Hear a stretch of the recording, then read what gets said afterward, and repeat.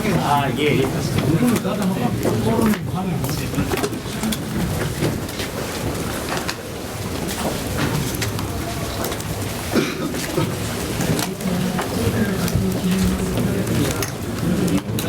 마이크 앞에요. 마이크 있어요.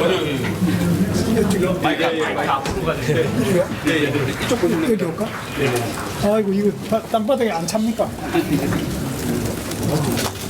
의자 있고 이런 데 없나? 너무 불편 안 하시나? 괜찮습니다. 괜찮으시나? 네. 저는 이쪽이 메인입니다. 오늘 너무 많이 오시가지고 그쪽이 메인. 예.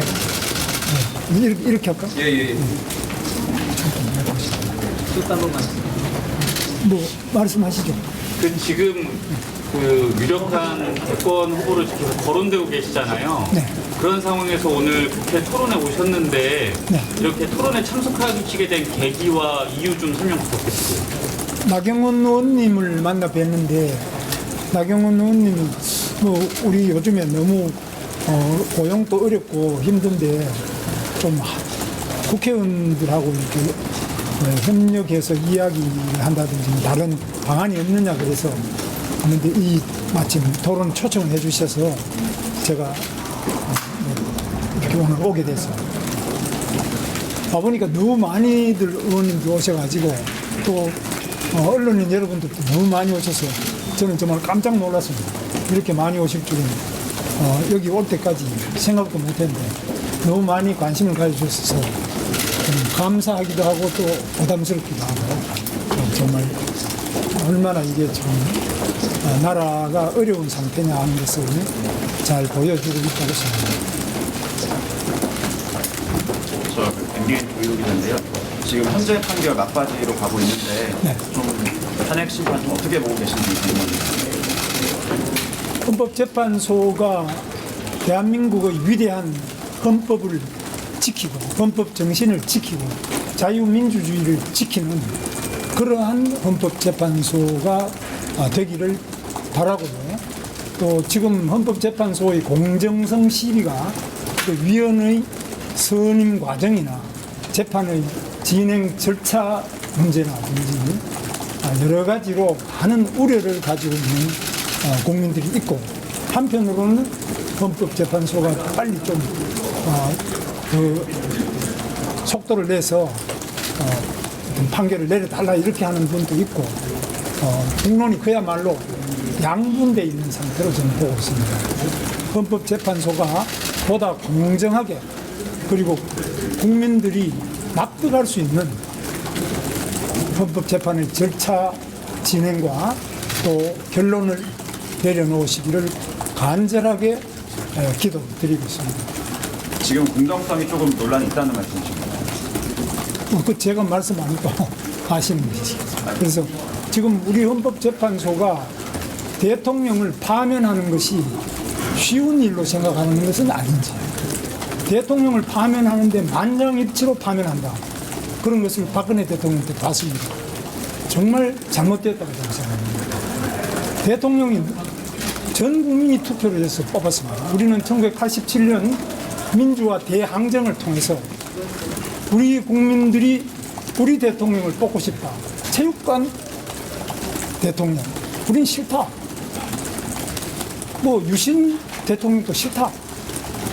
이런 온 국민들의 염원과 열화 같은 노력에 의해서 1987년 대한민국 직선제가 시작됐습니다. 이 직선제는 모든 국민이 자기의 대표를 선택할 수 있다는 대한민국의 가장 큰 상징이고, 이 직선제 대통령 선거라는 것은 대한민국 민주주의의 꽃입니다.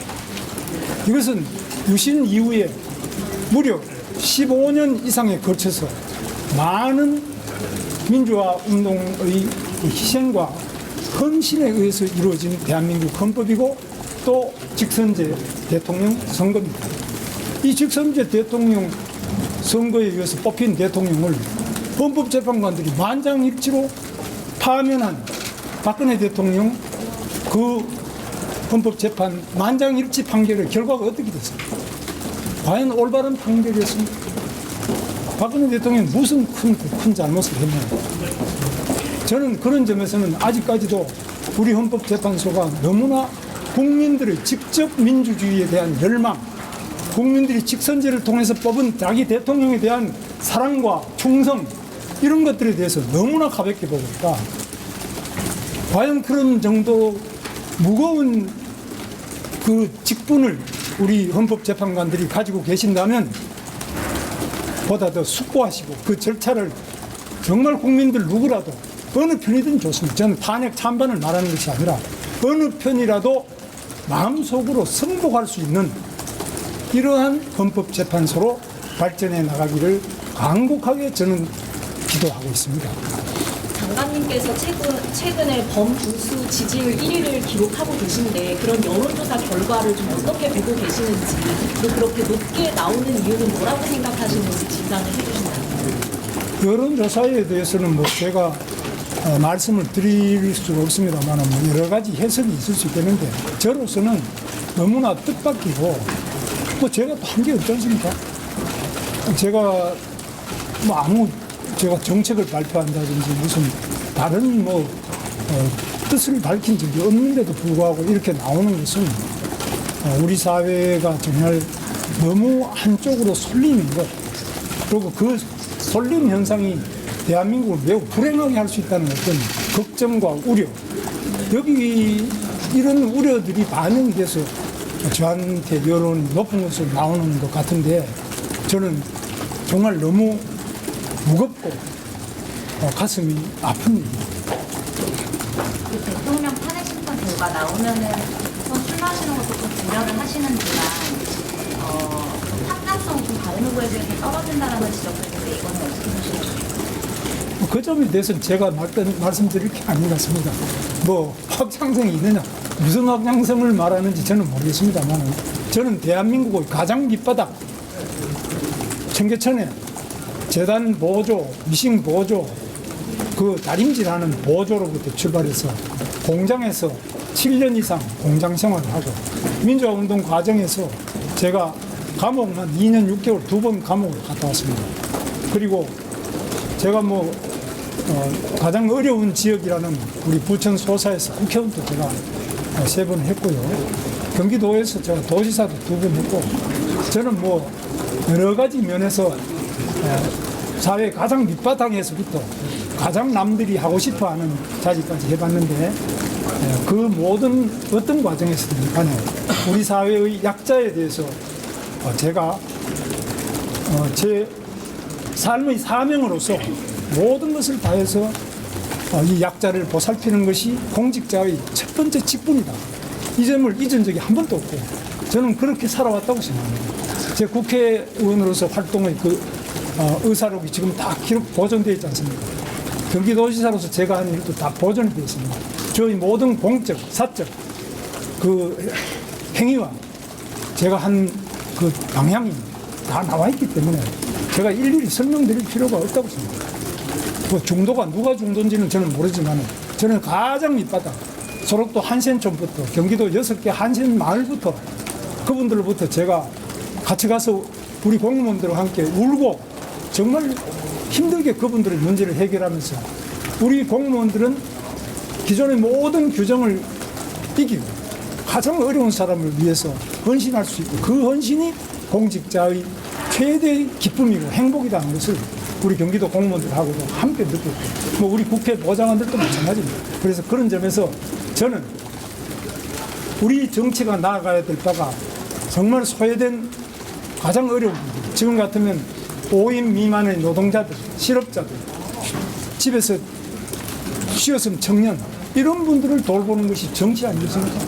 그분들과 함께 하는 것 그분들과 함께 그 난관을 헤쳐나가면서 우리 위대한 대한민국을 향해서 손잡고 나아가는 그것이 바로 정치의 본령이라고 생각합니다. 저는 그런 점에서는 한 번도 바뀌어본 적도 없고 제가 좌쪽에 있었든 우쪽에 왔었든 간에 바뀌어본 적이 없습니다. 그래서 그런 점에서 말씀하실 거는 비판받아야 되는 거는 충분히 비판을 받도록 하겠습니다. 장관님, 연합뉴스 조다원입니다. 오늘 당 일각에서 대통령 탄핵에 조금 책임이 있다고 지적이 나오는 한동훈 대표가 최근에 정치 복귀 시사하고 있거든요. 이런 건 좀 어떻게 보고 계실까요? 한동훈 대표님도 훌륭한 점이 많이 있는 분이고 다른 어떤 후보든지 어떤 대한민국 국민이든지 뭐 다 대통령 출마할 수 있는 거 아닙니까? 그래서 이준석 대표처럼 나이가 모자라가지고 우리 40세 돼 있잖아요. 나이가 모자라서 뭐 자격이 안 되는 이런 분들 빼고 이제 나이가 됐으니 나오겠다. 뭐 저는 아주 바람직한 일로 생각하고 나이가 되고 또 자격이 있는 그런 분들은 어떤 분이라도 출마를 선언할 수 있고 출마하실 수 있고 그런 뜻을 밝히는 것 이것이 자유 대한민국의 가장 아름다운 모습 아니겠습니까?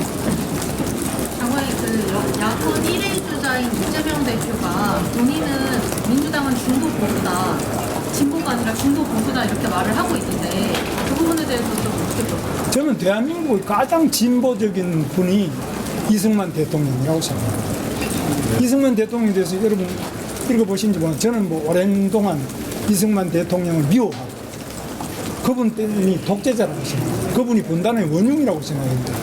제가 철이 들고 난 다음에 이승만 대통령 전집을 읽으면서 기념사 앞에 제가 지금도 고문을 하고 있습니다만 이승만 대통령보다 더 진보적인 분이 대한민국 한반도 역사에 있었겠냐. 저는 읽어보십시오. 박정희 대통령보다 더 진보적인 분이 뭐가 있습니까? 우리가 배고프고 이 전기불 하나 없는 깜깜한 세상에서 이 밝고 너무나 좋은 위대한 한강의 기적을 만든 분이 진보지. 무엇이 진보입니까? 이재명 대통령 후보가 중도 보수라고 하는 점에는 동의하시나요?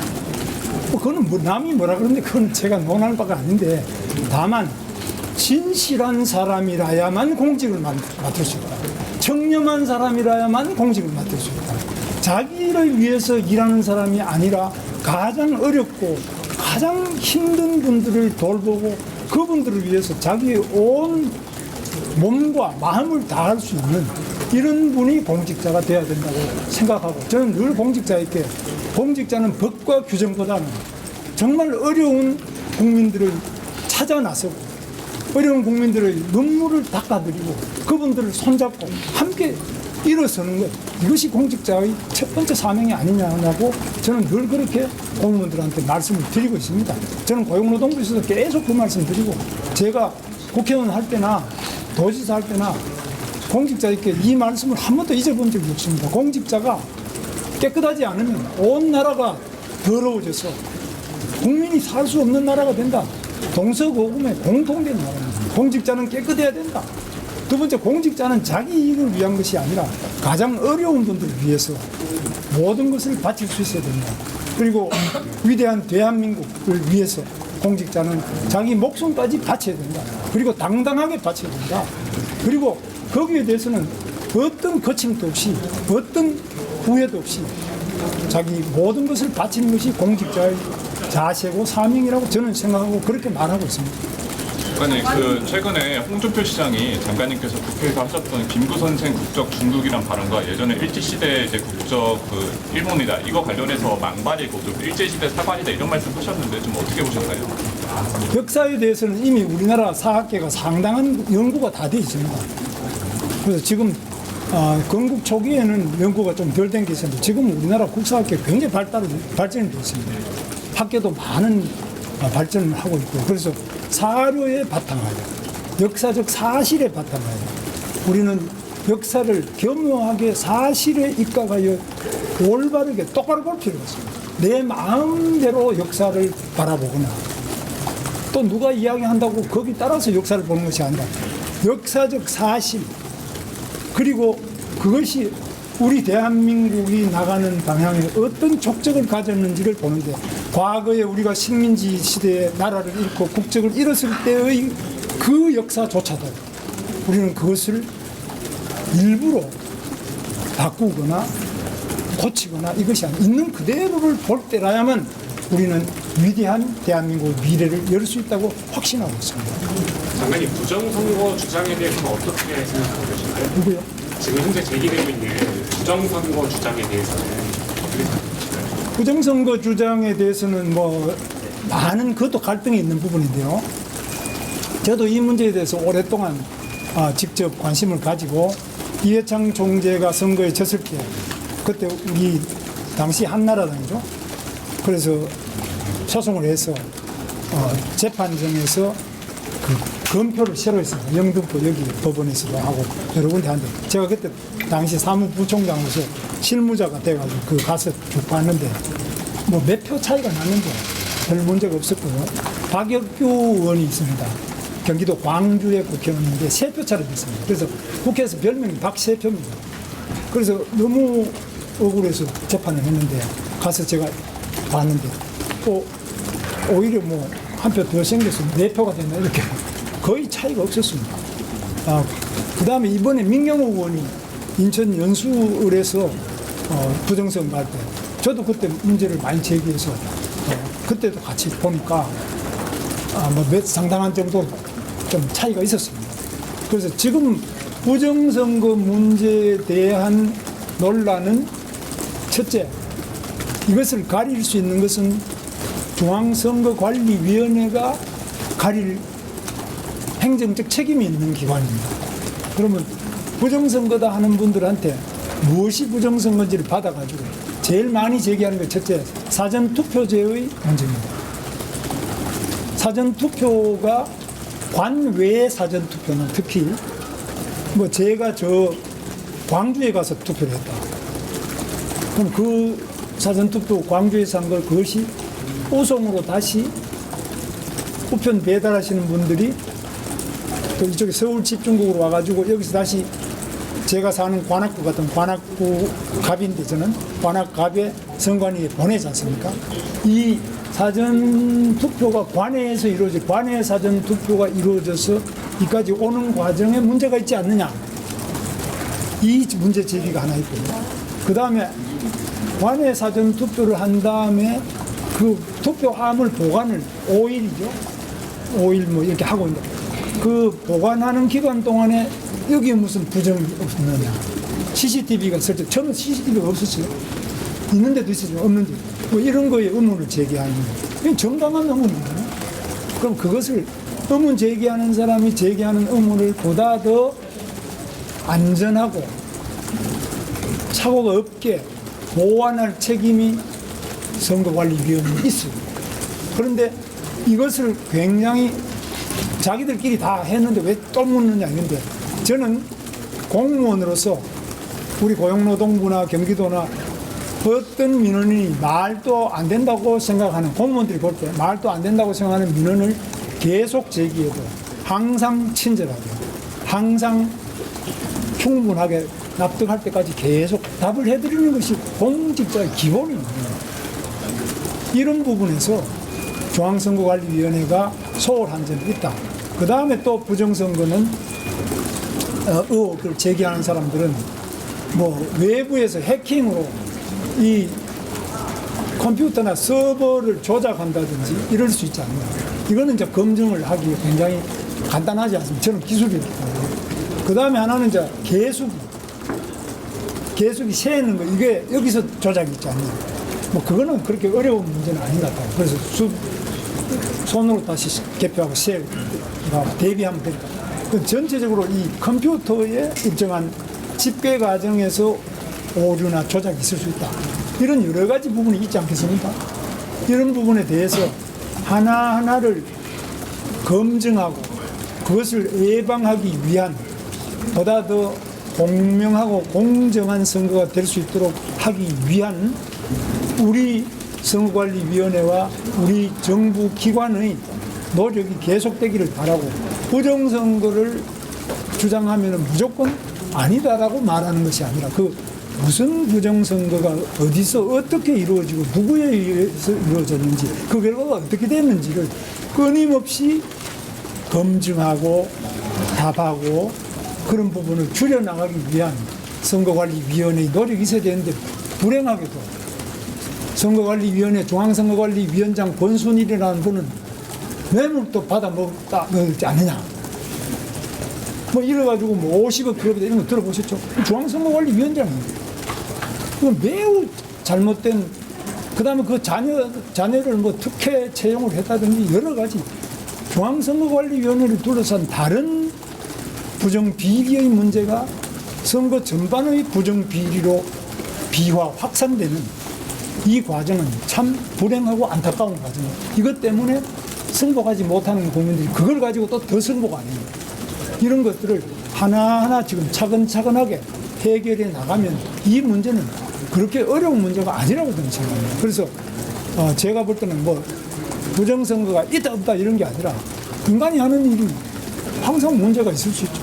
그 문제를 고쳐 나가는데 정성을 다하고 그 문제를 제기하는 분을 잘 말씀을 경청해서 하나씩 고쳐 나가는 것이야말로 위대한 대한민국 공직자가 해야 될 일이라고 저는 생각합니다. 장관님, 그 여당에서 주도하고 있는 고 오요한나 사건 청문회에 야당이 따로 답을 하고 있지 않은데 누구 청문회? 고 오요한나 오였나? 맹리원 네. 그 부분에 대해서 좀 어떻게 생각하시는지 궁금하고요. 그리고 노동부가 좀 특별 근로감독 하고 있는 걸로 알고 있는데 어떤 상황인지 우리 고용노동부는 이 방송사 특히 MBC 같은 데는 꾸머이 직장 아닙니까? 그거 아무나 들어가는 게 아니잖아요. 이 꾸머이 직장에 기상캐스터가 됐는데 그분이 꿈을 이루진 않고 죽음이 되어서 나온다. 이걸 받아들일 수가 없어요. 왜 이렇게 불행한 일이 일어났느냐. 모든 국민들이 젊은이들이 가고 싶어하는 MBC에 왜 이런 일이 일어났느냐. 여기에 대해서 저는 고용노동부 장관으로서 반드시 답을 해야 된다고 봐요. 우리 젊은이들이 뭐 어떤 이유든지 간에 그 좋은 젊은이가 왜 죽음에까지 이르게 되었는지를 저희는 특별근로감독이라는 형식으로 왜 부족하겠습니다. 그러나 어떤 방식이 간에 다시는 우리 젊은이들이 꿈의 직장에서 죽음으로 나오는 일은 절대로 없어야 된다고 생각합니다. 민주당에서는 명태균 특검법도 주장하고 있고 일부 대권 주자들이 명태균 리스크에서 자유롭지 못하다는 의견도 있는데 이거에 대해서 어떻게 좀 생각하세요? 뭐 그건 제가 전혀 모르겠어요. 저는 명태균 씨라는 사람은 뭐 이름도 들어본 적이 없었는데 이제 이게 문제가 되고 난 다음에 처음 들어요. 저는 뭐 전혀 그걸 모르겠어요. 그래서 제가 뭐 말씀드리기에는 너무나 준비가 너무 없습니다. 충분히 하신 것 같고요. 토론 들어가셔야 될 것 같습니다, 장관님께서. 하나만 더 여쭤봐도 될까요? 네. 그 반도체 특별법 52시간 예외조항 관련된 입장이 있으실지 궁금합니다. 반도체 특별법 보십시오. 여러분 반도체 우리 삼성이 TSMC에 비해서 얼마나 늦어지고 있는가. TSMC 구마모토 공장은 2년 만에 물건이 쏟아져 나옵니다. 구마모토는 일본에서 아주 규슈 지역이 아주 시골입니다. 혼슈하고도 또 다른 그런 아주 그냥 이 시골에서 TSMC가 가동이 되는데 이 정도면 우리는 용인은 수도권에서 아주 좋은 땅입니다. 용인에서 지금 SK나 삼성이 시작한 7년이 됐는데 아직 뭐 시작도 못하고 있어요. 여러분 이거 보면 좀 끔찍하지 않습니까? 왜 이렇게 됐냐. 이거 고쳐야 됩니다.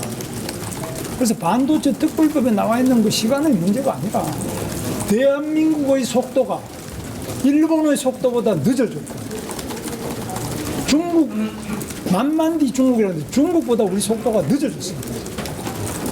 미국보다도 늦어졌습니다. 성장 속도가. 대한민국의 미래가 있겠습니까? 대한민국은 빨리빨리라 그러는데 대한민국이 세계에서 가장 늦은 속도로 추락하고 있는데 이게 왜 추락합니까? 반도체는 한마디로 이 물건이 속도 전쟁입니다. 늦으면 그거는 쓰레기입니다. 격차 빨라야 돼요. 격차, 초격차를 확대하고 늘려나가기 위해서 우리는 모든 힘을 집중해야 되는데 그렇다고 해서 뭐 노동자들 건강이 해치면 어떻게 하냐. 건강은 해치면 안 되죠. 그 얼마든지 우리가 일과 건강이 양립할 수 있고 그런 과학, 의료 기술이 발달된 대한민국입니다. 그래서 지금 더 이상 어떤 자기 주장에 매달려가지고 대한민국 모든 산업이 발목이 잡혀가지고 대한민국에서는 못하겠다. 미국으로 탈출하자. 또는 외국으로 탈출하자. 또 기술이 그리 높지 않은 데는 뭐 다른 나라로 다 탈출하자. 지금 엑소더스 코리아가 얼마나 급속하게 일어나는지 여러분 보시지 않습니까? 대한민국 투자 안 하지 않습니까? 그러면 투자 안 하는데 우리 젊은이들은 쉬었습니다. 젊은이들이 원하는 자리가 반도체라든지 이 고임금 좋은 거 아닙니까? 그럼 고임금이고 연봉 1억 이상, 그 다음에 R&D, 연구 기술직, 이런 또 반도체 같은 특별한 분야에 대해서 하자는 게 이것도 안 하면서 먹사니즘을 말합니까? 이것도 안 하는 사람들이 자르사니즘을 이야기할 수 있어요? 이것은 거짓말입니다. 됐죠?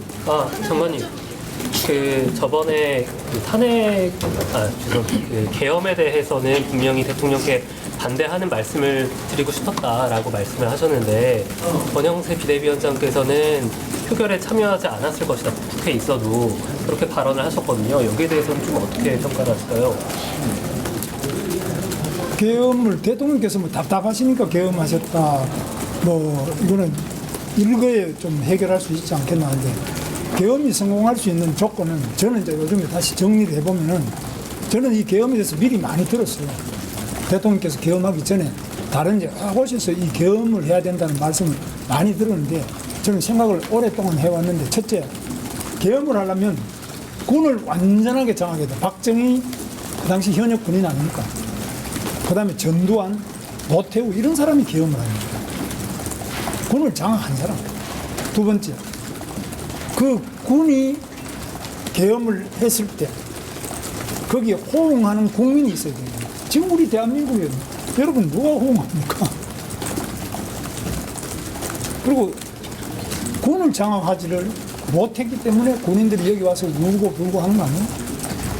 저는 그래서 그런 부분은 뭐 저는 그 군 장악이라는 것이 그렇게 옛날처럼 되지도 않은 때고, 또 국민들이 그렇게 쉽게 그 외에도 다른 방법이 있는데 왜 계엄을 하나 호응하지 않을 것이기 때문에 저는 대통령께 계엄은 저한테 말씀하셨으면 제가 극구 만류하고 반대했을 것이라고 말씀드린 건데, 뭐 저는 그런 기회가 없었어요. 그러나 저한테 그 제안을 한 사람들에 대해서는 제가 절대로 그런 말 꺼내지도 말라고 저는 단호하게 계속 거부 반대를 해왔습니다. 이전부터 계엄 말씀 많이 들었다는 게 어떤 건지 좀 추가로 설명해. 뭐 여러분들이 그런 이야기를 해요. 이건 뭐 계엄밖에 돼 있냐 이런 말을 군 출신이나 뭐 이런 분들이 계세요. 그런데 저는 그렇게 답을 하고 그렇게 생각을 했다는 거죠. 그럼 구체적으로 누구 거명을 하라 그러면 제가 거명하기는 좀 그렇습니다. 당시 현재 국무위원들께서 그런 말씀을 하신 거 아니죠. 국무위원은 아니고 그냥 옛날 뭐 군에 계셨거나 뭐 그런 분들 알거나 이런 분들 중에서 그런 분도 있고, 또는 막 답답하니까 계엄이라도 해야 안 되느냐 이런 건 여러분 카톡 같은 데 보셨을 것 같아요. 그런 게 대통령 계엄하시기 전에도 그런 이야기가 많이 있었습니다. 장관님 말씀하신 게 군 장악이나 아니면 국민들의 호응이 없었기 때문에 반대하셨다 그런 취지로 읽을 수 있어서 그럼 될 수 없는 거라는 거예요. 좀 더 구체적으로 구체적으로 말씀드렸습니다. 뭐 더 구체적인 건 어떻게 생각하니 이런 건 나중에 뭐 그건 본인들한테 물어보시고, 제가 볼 때는 현역의 박정희 대통령 그때 현역이었거든요. 그리고 그 밑에 움직이는 그 예하 계엄에 동원된 부대들도 실제로 그 현역 군인으로서 많이 가지고 있었어요. 그 현역이에요. 대통령이 계엄해야 한다는 얘기를 여러 통로를 통해서 들었다는 말씀이신지, 아니면 다른 뭐 군이나 장성들로부터 계엄을 해야 한다. 현역 군인들 아니고 이제 퇴역하신 분이라든지 지금 너무 하는 게 이게 문제가 있잖아요. 우리 대통령 말씀대로 부정선거다 무슨 왜 그러면은 이 부정 비리를 보고도 방치하느냐 뭐 이래가서 되겠느냐 뭐 이런 이야기 하는 분들이 답답하니까 이거는 계엄밖에 더 있겠느냐 이래가지고 뭐 자기 나름대로 계획서가 있다 이런 사람도 있어요. 대통령의 의사를 들으셨다는 아니지. 대통령 아니라 그 시중에 그런 분들이 있어요. 그런데 그거는 뭐 여러분도 들은 분이 계실 거예요. 대통령 계엄하기 전에. 여기까지 하시겠습니다. 군이 설령 장악돼도 국민이 원했더라도 찬성도 있을 거라는 얘기입니다. 반대하셨을 거라는 얘기예요. 예? 그 주말에 군이 장악을 안 됐기 때문에 군이 원하지 않았기 때문에 군이 반대한다고 하셨는데 군도 전혀 장악이 안 된 게 이번에 드러났잖아요. 그죠? 군이라는 사람이 김용현 장관도 군 출신이지만 현역에는 뭐 계시는 분이 아니잖아요.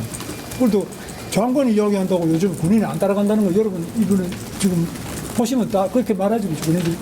뭐 어떤 장군은 여기 별 달고 나가 엉엉 울면서 나 장관한테 이용당했다 이런 말을 하는 그런 군인 장군도 있잖아요.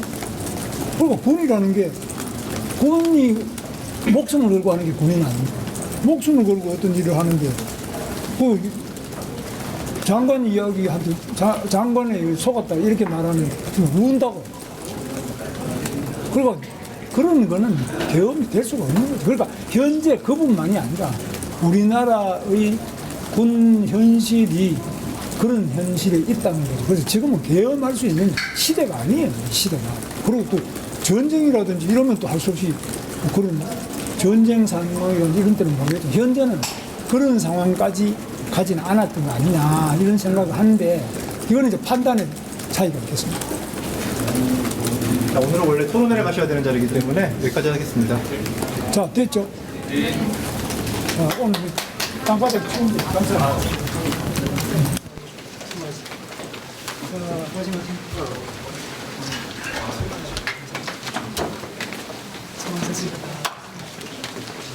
수고 많으셨어요.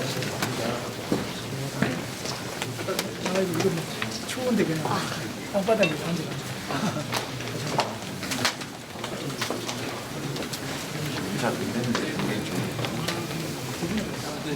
네, 그렇게 오셨어요.